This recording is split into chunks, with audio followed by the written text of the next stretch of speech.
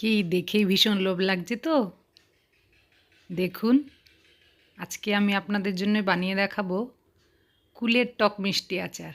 নমস্কার, আমার স্বাদের রান্নাঘরে আপনাদের সবাইকে স্বাগত।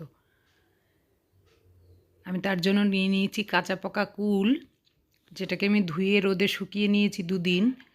যেহেতু রোদে দিয়েছি নোংরা থাকতে পারে, তাই এবার একটু ধুয়ে নিয়েছি।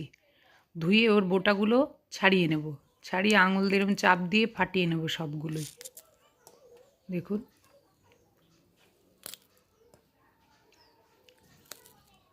এভাবেই সবগুলো ফাটিয়ে নেব।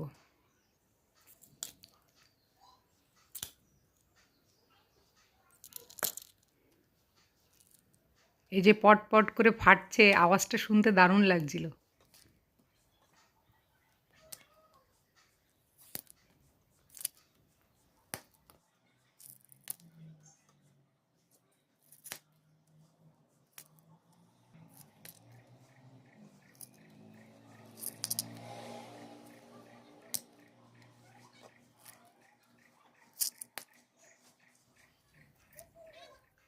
ব্যাস, সবগুলো আমি ফাটিয়ে নিয়েছি।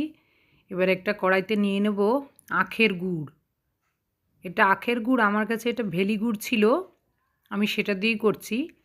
আপনারা যে কোনো আখের গুড় দিয়েই করতে পারেন। এর মধ্যে দিয়ে দেবো 3-4 চামচ জল, যাতে গুড়টা পুড়ে না যায়। দেখুন, গুড়টা গলিয়ে নিয়েছি সুন্দর করে।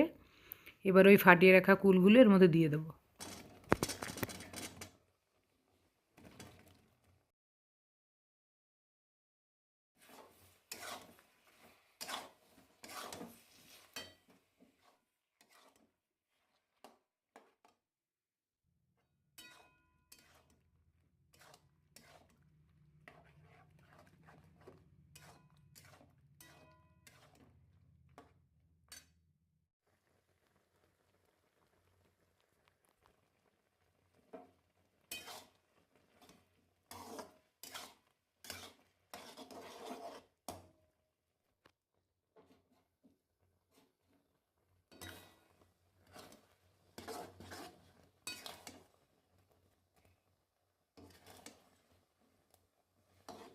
গুড় আর কুলগুলোকে সুন্দর করে জ্বালিয়ে নেব।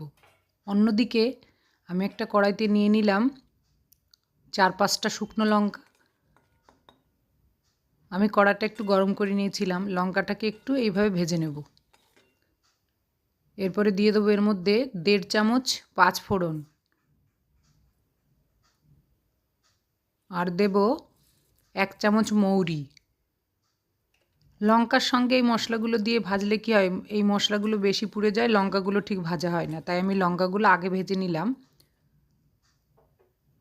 বাস, হয়ে গেছে। নামিয়ে ঠান্ডা করে গুঁড়িয়ে নেব। দেখুন আওয়াজটা।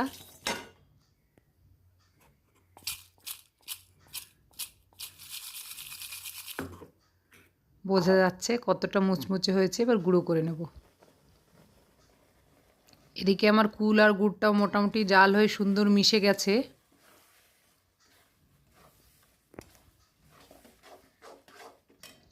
এবার এটার মধ্যে আমি দিয়ে দেব 1/2 চামচ সাদা লবণ, বা আমরা যে রান্নায় লবণ খাই সেই লবণ, 1/2 চামচ বিট লবণ, আর 1 চামচ ওই ভাজা মশলা দিয়ে আবার ভালো করে মিশিয়ে নেব।